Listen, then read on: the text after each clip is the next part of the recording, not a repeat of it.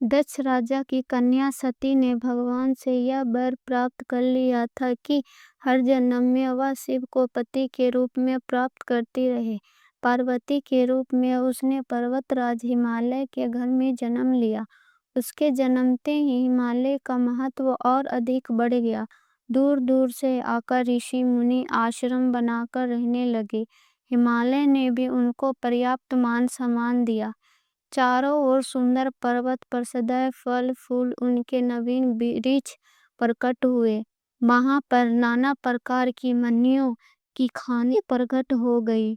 सब नदियां पवित्र जल को लेकर बहने लगी।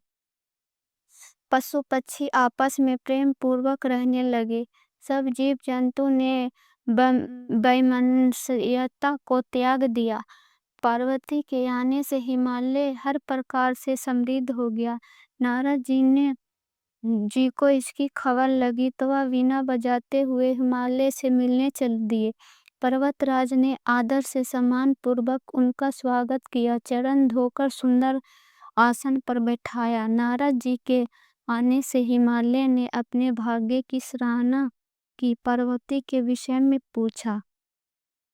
नारद जी ने हंसकर कहा, पर्वतराज, तुम्हारी यह कन्या सब गुणों की खान है। यह स्वभाव से ही सुंदर, सुशील और चतुर है। उमा, अंबिका तथा भवानी इसके नाम है। यह कन्या समस्त लक्षणों से संपन्न है। यह अपने स्वामी को सदैव प्यारी होगी। इसका सुहाग अचल रहेगा तथा इसके माता पिता यश पाएंगे। आपकी यह कन्या सारे संसार में पूज्य होगी। इनकी सेवा करने वालों के लिए कुछ भी दुर्लभ नहीं होगा।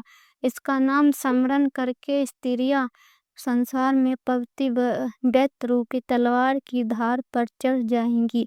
तुम्हारी इस सुशील कन्या का विवाह शिव जी से होगा।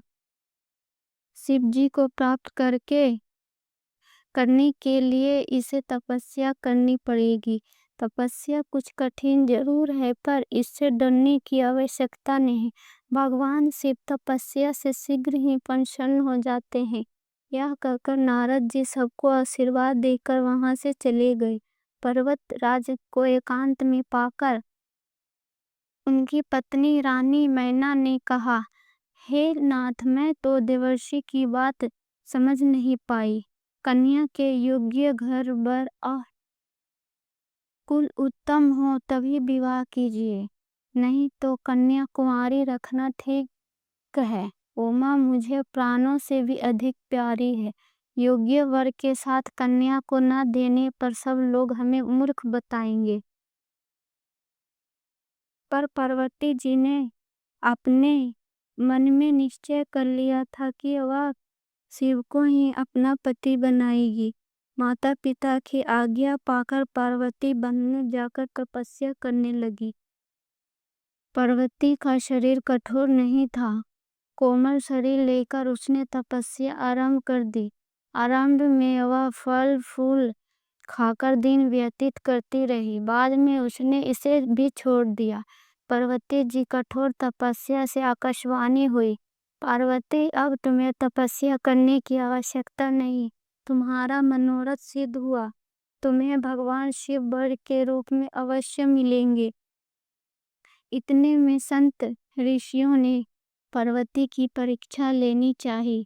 वे पार्वती के पास आए। ऋषिगणों ने पार्वती जी के पास आकर पूछा, पार्वती, तुम यह कठोर तपस्या किस हेतु कर रही हो? किसकी आराधना कर रही हो और क्या चाहती हो? हमें स्पष्ट कहो। ऋषिगणों की बात सुनकर पार्वती ने लजाते हुए कहा, मुनिवर, मैंने शिव को अपना पति बनाने के लिए यह तपस्या की है। देवर्षि नारद जी के कहने पर मैंने यह तपस्या की है। पार्वती की बात सुनकर ऋषिगण हंस पड़े। उन्होंने कहा, पर्वत की बेटी होने के कारण तुम्हारा नाम पार्वती है। तुम्हारा विचार दृढ़ होना चाहिए। नारद जी का उपदेश सुनकर किसका भला हुआ है? नारद जी ने दक्ष पुत्रों को जाकर उपदेश दिया। चित्रकेतु का घर उन्होंने बिगाड़ा। हिरण्यकशिपु का भी ऐसा ही हाल किया। ऋषियों ने आगे कहना जारी रखा। नारद जी की सलाह पर चलने वाले स्त्री पुरुष भिखारी हो जाते हैं। मन के वह बड़े कपटी है, शरीर उनका अवश्य साफ है। वह अपने ही समान सबको बनाना चाहते हैं।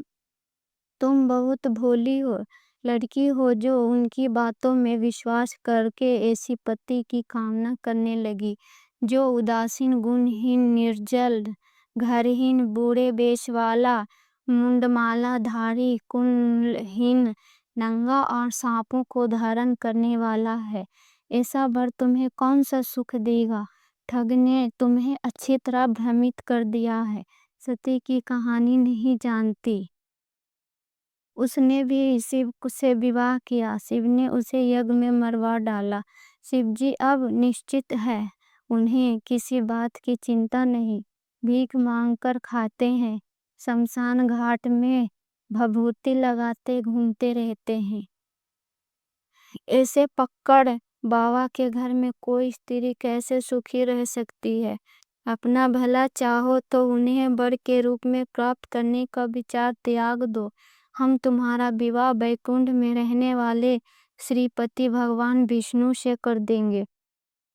ऋषि से इतना सब कुछ सुनने के बाद पार्वती जरा भी विचलित न हुई। बोली, आप लोगों ने जो कहा सब सत्य है, पर मेरी प्रतिज्ञा भी अटल है।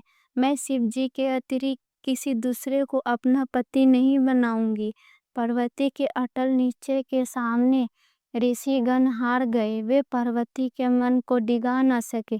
अंत में उन्होंने कहा, जगत माता भवानी आपकी जय हो। यह कहकर ऋषिगण वहां से चले गए और पार्वती पिता के साथ अपने घर आ गई। उन्हीं दिनों की बात है। तारक नाम का एक महाबली दैत्य था। उसने सारे देवताओं को परास्त करके उनकी संपत्ति हड़प ली थी। देवगण उनसे युद्ध करने का साहस नहीं जुटा पा रहे थे। सब देवता दुखी मन से ब्रह्मा जी के पास पहुंचे।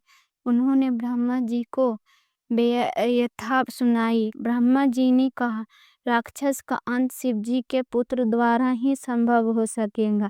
अंत शिव जी का पुत्र होना जरूरी है, पर इन सब के पहले कामदेव को शिव जी के पास भेजना जरूरी है। बिना कामदेव के जाए शिव जी का गृहस्थ धर्म में प्रवेश करना असंभव है। देवताओं ने कामदेव से विनती की। कामदेव ने सारी उस बात सुनकर कहा, शिव जी से विरोध करने में मेरी भलाई नहीं, पर मैं तुम लोगों की सहायता अवश्य करूंगा। जहाँ शिव जी ध्यान मगन बैठे थे, वहां कामदेव ने जाकर अपना चमत्कार दिखाना आरंभ कर दिया। देव दैत्य मनुष्य पशु पक्षी सब काम के वशीभूत होने लगे। पेड़ पौधे भी इसके अलावा ये युक्ति हुए बिना नहीं रह सके। 2 घड़ी तक सारे ब्रह्मांड में कामदेव का चमत्कार फैल गया। किसी तरह कामदेव डरते डरते शिव जी के सामने पहुंचे।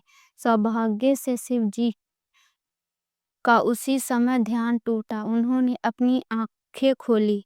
सामने कामदेव खड़ा था। शिव जी की नजर उस पर पड़ी तो वह भस्म हो गया।